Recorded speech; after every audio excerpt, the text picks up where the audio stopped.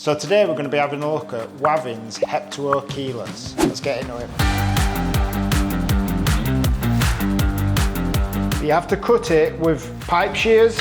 The reason why you do this is so it gives a clean cut. If you was to use a hacksaw, it'd be jagged, and that would affect when you put the liner inside the pipe. Put the liner in, the liner has teeth, so when you have to dismantle it, it grips to the pipe. So when you take the fitting out of the bag, it will come pre-locked, and you push it firmly with a slight twist, and you'll be able to feel a rumble when it's gone together. And that is as simple as that. With the keyless, you can fit and forget.